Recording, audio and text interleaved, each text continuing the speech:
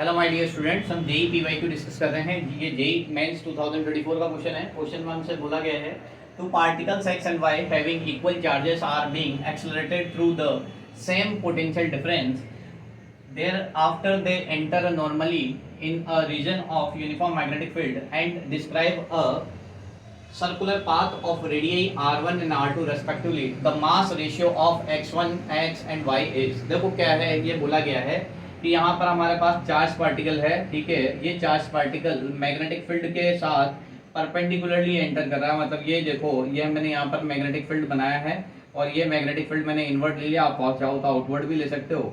इसमें क्या है कि चार्ज पार्टिकल जो है परपेंडिकुलरली मूव कर रहा है। तो हम जानते हैं कि जब भी कभी किसी भी मैग्नेटिक फील्ड में चार्ज पार्टिकल नॉर्मली मतलब 90 डिग्री पे एंटर करता है तो वो क्या किस तरह का पाथ फॉलो करता है, सर्कुलर पाथ को फॉलो करता है, ठीक है। ये आपको पता होना चाहिए। और जब भी कभी कोई चार्ज पार्टिकल सर्कुलर पाथ को फॉलो करता है तो उसकी रेडियस जो होता है उसका फॉर्मूला निकल के आता है mv/qb। क्या फॉर्मूला निकल के आता है यहाँ से? mv/qb। इसी को अगर काइनेटिक एनर्जी की टर्म्स में लिखते हैं तो यही फॉर्मूला निकल के आता है √2mke अपॉन में क्या होता है बेटा, √2mke/qb। ओके, तो ये फॉर्मूला आपको ध्यान रखना है, R = mv/qb। और दूसरा फॉर्मूला क्या ध्यान रखना है, √2mke/qb। इसी फॉर्मूले को अगर पोटेंशियल की फॉर्म में लिखते हैं तो ये हमारे पास निकल के आता है 2mv² अपॉन में qb²। ध्यान देना, यहाँ पर v जो है, यहाँ पर इस जगह तो v वेलोसिटी होती है, पर यहाँ v जो है ये v कहलाता है पोटेंशियल। क्या कहलाता है यहाँ पर? पोटेंशियल कहलाता है। तो ध्यान देना बेटा, यहाँ हमसे इस क्वेश्चन में बोला गया है कि यहाँ पर पोटेंशियल डिफरेंस क्या है, सेम है। तो वो charge particle X and Y having equal charge, charge की वैल्यू क्या दे रखी है, सेम दे रखी है, इक्वल चार्ज है, are being accelerated through the same potential difference. तो यहाँ पोटेंशियल डिफरेंस v की वैल्यू भी क्या दे रखी है, सेम दे रखी है। After the enter normally in a magnetic field, uniform magnetic field, मतलब मैग्नेटिक फील्ड कैसा दे रखा है, यूनिफॉर्म दे रखा है।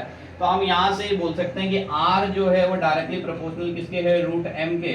यहाँ पर अगर मैं स्क्वायरिंग बोथ साइड करूंगा तो मैं ये बोल सकता हूँ r² डायरेक्टली प्रोपोर्शनल किसके हो जाएगा, m के। और अगर यहाँ पर r² m के डायरेक्टली प्रोपोर्शनल है तो हमसे पूछा गया है मासेस का रेशियो, मतलब मेरे को mx और my का रेशियो पूछा गया है। तो यहाँ से ध्यान से देखो, mx और my देखोगे तो r² के डायरेक्टली प्रोपोर्शनल होगा। तो यहाँ क्या होगा, r1 अपॉन r2 का स्क्वायर मीन्स r1 का स्क्वायर अपॉन में क्या कर दोगे, r2 का स्क्वायर, या r1 अपॉन r2 का होल स्क्वायर भी बोल सकते हो। तो यहाँ से कौन सा ऑप्शन करेक्ट हो जाएगा, ऑप्शन नंबर डी करेक्ट हो जाएगा। क्योंकि यहाँ पर जो m है वो r² के डायरेक्टली प्रोपोर्शनल है। तो mx अपॉन my जो होगा वो क्या होगा, r1/r2 का होल स्क्वायर।